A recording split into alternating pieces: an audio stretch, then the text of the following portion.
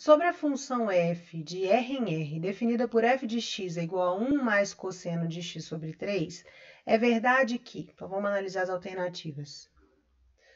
Seu conjunto imagem é o intervalo de menos 1 a 1. Vocês sempre têm que lembrar que o cosseno de x, onde x é qualquer ângulo, sempre varia entre menos 1 e 1. Sempre tem que lembrar isso, gente.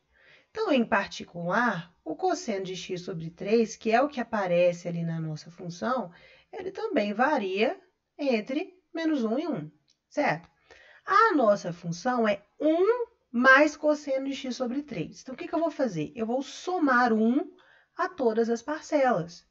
Quando eu faço isso, aqui fica 1 mais menos 1, que é 0. Então, fica 0, que é menor ou igual a 1 mais cosseno de x sobre 3, que é menor ou igual a 1 mais 1, que é 2. Então, olha só o que eu tenho. Eu tenho que 1 mais cosseno de x sobre 3, que é a nossa função f de x, sempre é maior ou igual que 0 e menor ou igual que 2. Ou seja, o que eu concluí? Que o conjunto imagem dessa função é um intervalo fechado de 0 a 2. Então, essa letra A aqui está errada, certo? Não é menos 1 a 1, é de 0 a 2. Letra B, seu período é 6π. Bom, como a função cosseno tem período 2π, o que eu preciso fazer? Eu tenho que primeiro igualar x sobre 3 a 0, porque de 0 a 2π, ela tem um comportamento que vai se repetir em todo o domínio da função, certo? Então, primeiro eu igualo a 0, e quando eu faço isso, eu encontro que x é 0, e depois eu igualo a 2π, porque 2π é o período da função cosseno. E quando eu faço isso, eu tenho que x é 6π. Qual vai ser o período da minha função? É a diferença entre esses valores de x que eu encontrei, que é 6π menos 0, que é 6π radianos, certo? Então, ó, alternativa B, verdadeira. Vamos analisar por que as outras são falsas. Na letra C, f de x é menor que 0 para todo x pertencente ao intervalo aberto de 3π sobre 2 a 2π. Olha só. Vamos fazer uma análise disso. A nossa função é 1 mais cosseno de x sobre 3, certo? Eu quero saber quando ela vai ser menor que 0, não é isso que a alternativa está pedindo? F de x menor que 0? Então, olha, se eu passo esse 1 para o outro lado, ele passa com o sinal trocado, né? Então, eu tenho que cosseno de x sobre 3 é menor do que menos 1. Olha o que eu falei para vocês aqui em cima. O cosseno, ele é sempre maior ou igual que menos 1 e menor ou igual a 1. Então, ó, cosseno de x sobre 3 menor que 1, nunca vai ter, para nenhum valor de x. O cosseno sempre varia, o cosseno de qualquer coisa, qualquer que seja esse x, ele sempre varia entre menos 1 e 1. Então, menor do que 1, nunca vai ser. Certo? Na letra D, f de 3π é 1? O que é f de 3π?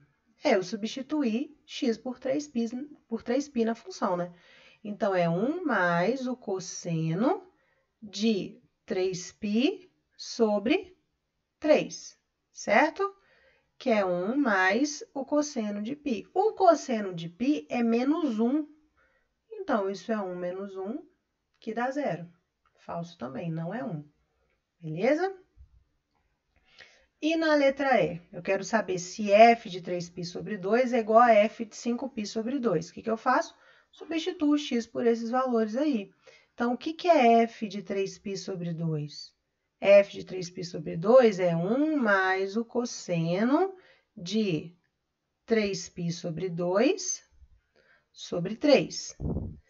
E isso, simplificando 3 com 3 aqui, né? Divisão de fração. Repete a primeira, multiplica pelo inverso da segunda, eu consigo simplificar o 3 com 3.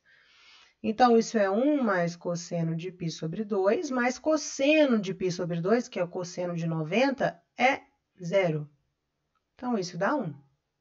Vamos ver se a f de 5π sobre 2 também dá 1. O que vai ser? F de 5π sobre 2. F de 5π sobre 2 é 1 mais o cosseno de 5π sobre 2 sobre 3. Repete a primeira, multiplica pelo inverso da segunda. Então, isso é 1 mais o cosseno de 5π sobre 6. 5π sobre 6 é 150 graus. Então, corresponde ao ângulo de 30 graus no segundo quadrante. No segundo quadrante, lembrando aqui do círculo trigonométrico, ó, o cosseno é negativo. Então, é igualzinho ao cosseno de 30, só que com o sinal negativo. Então, isso é 1 menos o cosseno de 30 é raiz de 3 sobre 2.